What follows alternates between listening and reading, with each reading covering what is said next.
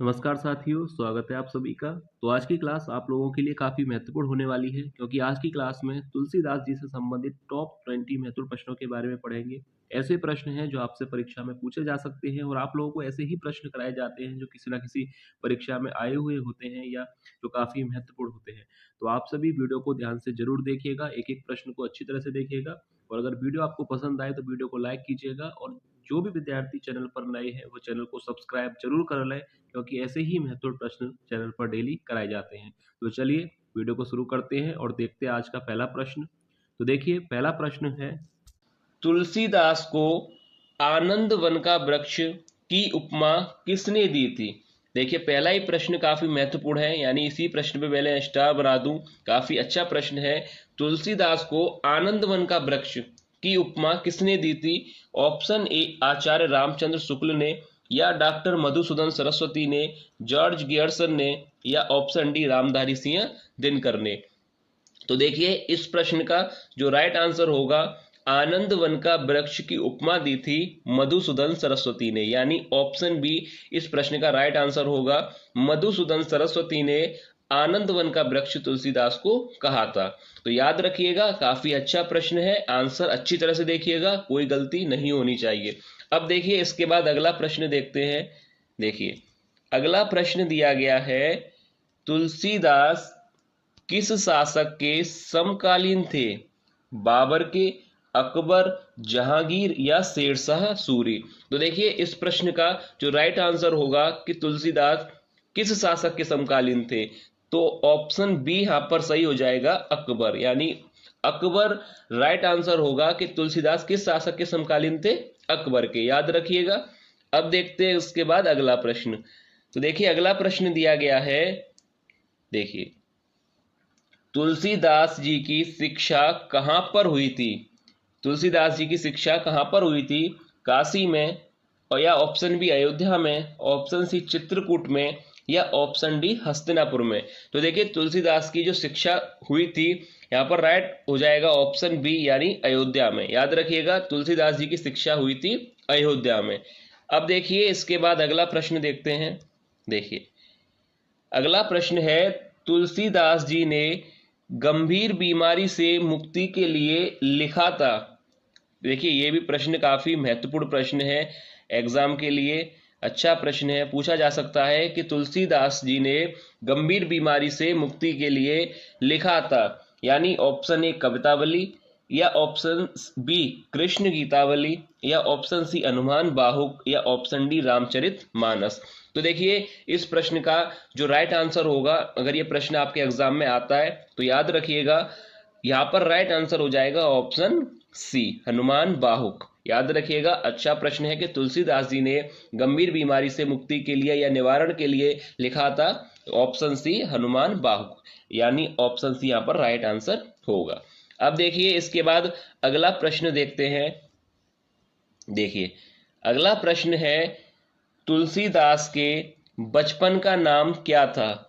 सरल प्रश्न है। ऑप्शन ए राम बोला, बी राजा राम, सी राम प्रिय, या ऑप्शन डी राम स्वरूप। तो देखिए सरल प्रश्न है कि तुलसीदास जी के बचपन का नाम था राम बोला, यानी ऑप्शन ए यहाँ पर राइट हो जाएगा।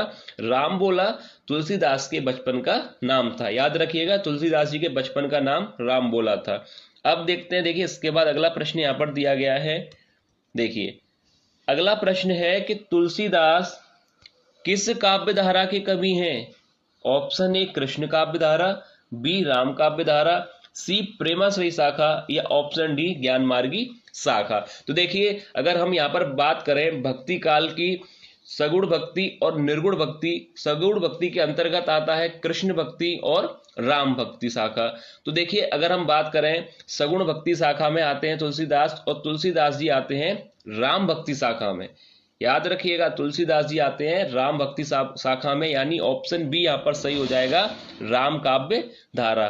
तो यहाँ पर ऑप्शन बी राइट होगा कि तुलसीदास किस काव्य धारा के कवि हैं, राम भक्ति काव्य धारा के कवि हैं। याद रखिएगा, कृष्ण भक्ति के नहीं है, राम भक्ति शाखा के कवि हैं तुलसीदास जी। अब देखिए इसके बाद अगला प्रश्न देखते हैं। देखिए अगला प्रश्न यहाँ पर दिया गया है। देखिए तुलसीदास का जन्म कहाँ हुआ था। ऑप्शन ए राजापुर, या ऑप्शन बी गुजरात, सी मथुरा, या ऑप्शन डी रुनकता। तो देखिए तुलसीदास का जन्म, तो पहले इसका आंसर बताने से पहले मैं आपको एक चीज क्लियर कर दूं कि देखिए इनके जन्म को लेकर जो है काफी मतभेद है। कुछ विद्वानों का मानना है कि इनका जन्म उत्तर प्रदेश राज्य के कासगंज जिले के सोरो नामक स्थान पर हुआ है, और कुछ का मानना है कि इनका जन्म जो है चित्रकूट के राजापुर में हुआ है। तो देखिए याद रखिएगा, आपको ये प्रश्न का जो राइट आंसर करना है वो आपको ऑप्शंस के हिसाब से करना है। अब यहाँ पर देखिए 4 ऑप्शन दिए गए हैं, राजापुर, गुजरात, मथुरा और रुनकता, जिसमें से 3 गलत हैं। तो यहाँ पर राइट आंसर हो जाएगा राजापुर। ठीक है, याद रखिएगा तुलसीदास का जन्म कहाँ हुआ था, इस ऑप्शन के हिसाब से हो जाएगा राजापुर, यानी पहला ऑप्शन सही हो जाएगा। अगर मान लीजिए कि ये 4 ऑप्शन ना देकर अगर यहाँ पर ऑप्शन दिए गए होते, पहला सोरो, दूसरा गुजरात, तीसरा आगरा या चौथा रुनकता, इस तरह से दिए गए होते तो वहां पर राइट आंसर हो जाता सोरो। तो आपको विकल्प के अनुसार अपना आंसर सही करना है। अब देखिए इसके बाद अगला प्रश्न देखते हैं, क्योंकि इनके जन्म को लेकर काफी अभी मतभेद है। तो देखिए इसलिए मैं आपको बता रहा हूं कि प्रश्न अगर आता है तो आपको विकल्प के हिसाब से अपना आंसर सही करना है। अब देखिए इसके बाद अगला प्रश्न देखते हैं। देखिए अगला प्रश्न यहां पर दिया गया है, देखिए तुलसीदास के पिता का नाम क्या था? Option A Gangaram, B Atmaram, C Nanddas या डी रामदास।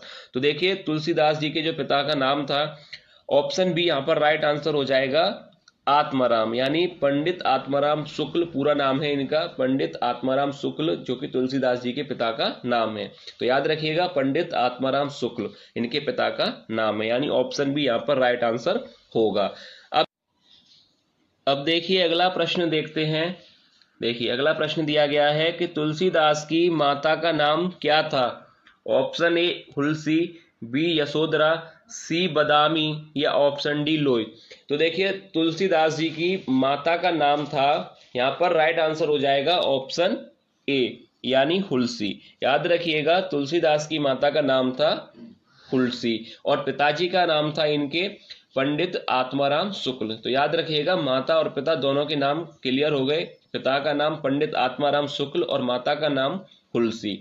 अब देखिए इसके बाद अगला प्रश्न देखते हैं, तुलसीदास को अनुप्रास का बादशाह किसने कहा था? तुलसीदास को अनुप्रास का बादशाह किसने कहा था? पहले मैं यहाँ पर इंपोर्टेंट लिख दूं, काफी अच्छा प्रश्न है एग्जाम के लिए। तुलसीदास को अनुप्रास का बादशाह किसने कहा था? ऑप्शन ए आचार्य रामचंद्र शुक्ल ने, या लाला भगवान दीन ने, महावीर प्रसाद द्विवेदी ने, या उदय भानु सिंह ने। तो देखिए तुलसीदास को अनुप्रास का बादशाह किसने कहा था? अच्छा प्रश्न है, एग्जाम में पूछा जा सकता है। तो याद रखिएगा इस प्रश्न का जो राइट आंसर होगा ऑप्शन ए यानी आचार्य रामचंद्र शुक्ल। आचार्य रामचंद्र शुक्ल ने ही तुलसीदास को अनुप्रास का बादशाह कहा था। तो याद रखिएगा, मैं फिर कह रहा हूं ये प्रश्न काफी अच्छा प्रश्न है, एग्जाम में आ सकता है। तुलसीदास को अनुप्रास का बादशाह किसने कहा था? आचार्य रामचंद्र शुक्ल ने। याद रखिएगा पहला ही ऑप्शन यहाँ पर सही हो जाएगा। अब देखिए इसके बाद अगला प्रश्न देखते हैं। देखिए अगला प्रश्न दिया गया है, देखिए तुलसीदास को रूपक का बादशाह किसने कहा था? अब देखिए ये प्रश्न भी काफी अच्छा प्रश्न है, ये भी प्रश्न एग्जाम में आ सकता है। रूपक का बादशाह किसने कहा था तुलसीदास को? ऑप्शन दिए गए हैं आचार्य रामचंद्र शुक्ल, लाला भगवान दीन, या महावीर प्रसाद द्विवेदी, या उदय भानु सिंह। तो देखिए रूपक का बादशाह किसने कहा था? यहाँ पर राइट आंसर हो जाएगा ऑप्शन बी यानी लाला भगवान दीन ने तुलसीदास को रूपक का बादशाह कहा था। याद रखिएगा पहला प्रश्न था कि अनुप्रास का बादशाह किसने कहा था, तो वहां पर राइट आंसर था आचार्य रामचंद्र शुक्ल ने तुलसीदास को अनुप्रास का बादशाह कहा था। अब यहाँ पर प्रश्न पूछा गया है कि तुलसीदास को रूपक का बादशाह, तो यहाँ पर राइट आंसर हो जाएगा लाला भगवान दीन ने जो है तुलसीदास को रूपक का बादशाह कहा था। ठीक है, याद रखिएगा दोनों प्रश्नों के अलग अलग आंसर हैं, प्रश्न भी अलग है, आंसर भी अलग है, कंफ्यूज नहीं होना है आपको। अब देखिए इसके बाद अगला प्रश्न देखते हैं। देखिए अगला प्रश्न फिर देखिए काफी महत्वपूर्ण प्रश्न है कि तुलसीदास को उत्प्रेक्षा का बादशाह किसने कहा? देखिए ऐसे ही प्रश्न जो है एग्जाम में आने के चांसेस रहते हैं। अब यहाँ पर पूछा गया है कि तुलसीदास को उत्प्रेक्षा का बादशाह किसने कहा? आचार्य रामचंद्र शुक्ल ने, लाला भगवान दीन ने, महावीर प्रसाद द्विवेदी ने या उदय भानु सिंह ने? तो देखिए अब यहाँ पर जो राइट आंसर होगा कि उत्प्रेक्षा का बादशाह किसने कहा था, तो यहाँ पर जो राइट आंसर हो जाएगा, याद रखिएगा ये भी प्रश्न काफी अच्छा प्रश्न है। तो यहाँ पर प्रश्न का जो राइट आंसर होगा उत्प्रेक्षा का बादशाह, यानी ऑप्शन डी यहाँ पर राइट आंसर हो जाएगा, उदय भानु सिंह ने, यानी ऑप्शन डी यहाँ पर सही हो जाएगा। तुलसीदास को उत्प्रेक्षा का बादशाह किसने कहा था? उदय भानु सिंह ने। ठीक है, याद रखिएगा तीनों प्रश्न हैं, तीनों ही काफी महत्वपूर्ण हैं और तीनों के आंसर अच्छी तरह से देख लीजिएगा कि कोई प्रश्न आपका गलत ना हो। अब देखिए इसके बाद अगला प्रश्न देखते हैं। देखिए अगला प्रश्न यहाँ पर दिया गया है, तुलसीदास की रचना दोहावली में कितने दोहे हैं? देखिए सरल प्रश्न है कि तुलसीदास की रचना दोहावली कितने दोहे हैं? इसमें 604 हैं, 573 हैं, 575 हैं या 572 हैं? तो देखिए अब यहाँ पर जो राइट आंसर हो जाएगा कितने दोहे हैं? 573, यानी ऑप्शन बी यहाँ पर सही हो जाएगा, 573। ऑप्शन बी यहाँ पर सही होगा, याद रखिएगा। देखिए अगला प्रश्न है कि गोसाई चरित ग्रंथ के रचनाकार कौन हैं? तुलसीदास हैं या बेनी माधव दास, रघुवर दास या सूरदास? तो देखिए गोसाई चरित ग्रंथ के रचनाकार हैं, अगर ये प्रश्न एग्जाम में आता है तो याद कर लीजिए ऑप्शन बी यानी बेनी माधव दास इस प्रश्न का राइट आंसर होगा। गोसाई चरित ग्रंथ के जो रचनाकार हैं वह हैं बेनी माधव दास। ठीक है, याद रखिएगा, क्लियर तरीके से अच्छी तरह से याद रखिएगा कि गोसाई चरित ग्रंथ के रचनाकार हैं बेनी माधव दास। अब देखिए इसके बाद अगला प्रश्न देखते हैं।